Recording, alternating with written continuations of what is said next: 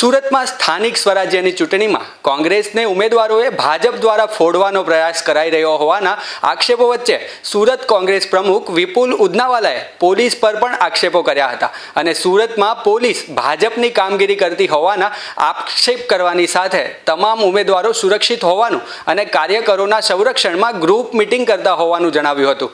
Police દ્વારા phone કરી ઉમેદવારોને ડરાવાઈ રહ્યા હોવાનો પણ આક્ષેપ કર્યો હતો.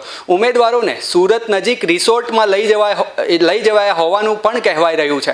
લોકસભાની ચૂંટણીમાં કોંગ્રેસના ઉમેદવાર ફૂટી જતા ભાજપ બિનહરીફ ચૂંટાયું હોય, જેને લઈ ભૂતકાળમાંથી બોધપાઠ લેતા કોંગ્રેસે રણનીતિ બનાવી હતી.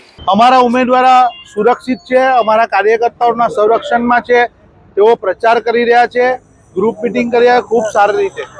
સરકાર જે રીતે જાણી ગઈ છે કે સુરત શહેરની ચૂંટણીમાં તેઓ હારી રહ્યા છે, ત્યારે તેઓએ પોલીસ તંત્રને કામે લગાડ્યું છે.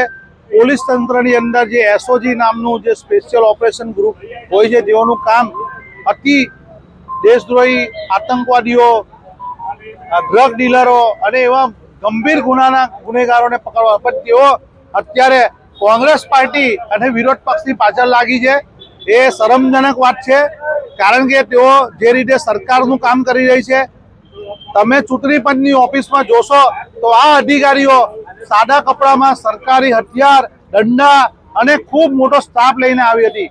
જ્યારે આ ઉમરા પોલીસ સ્ટેશન, આ ચૂંટણી કમિશનરની ઓફિસ ઉમરા પોલીસ સ્ટેશનમાં આવે છે, એમના પીઆઈ છે, એ ખૂબ સારી રીતે રક્ષણ કરી રહ્યા હતા, સર્વિસ કરી કામ કરી રહ્યા હતા. એમને વધારે સ્ટાફ જોઈતો હોય તો હેડક્વાર્ટરમાંથી મંગાવે, પણ જે રીતે આ લોકો એસઓજી અને ડીસીપીનો ઉપયોગ કરી અને લોકો વચ્ચે જે ભયનો માહોલ ઊભો કરી અને કાર્યકર્તાઓને દબાવવાની કોશિશ કરી રહી છે, તેની સામે કોંગ્રેસ પાર્ટી ચૂંટણી પંચને પણ ફરિયાદ કરી છે, તેમને વાત કરી છે. પણ આ પોલીસ તંત્રના પોલીસના દંડાના જોરે લાઠી ગોલી કી સરકાર નહીં ચલેગી. એ અમે આ લોકતંત્રની અંદર લોકોના મત બચાવવાનું કામ અમારું છે. જે રીતે અંગ્રેજોની સામે અમે લડતા હતા, તે રીતે આ ચોરોની સામે પણ લડીશું અને જીતીશું.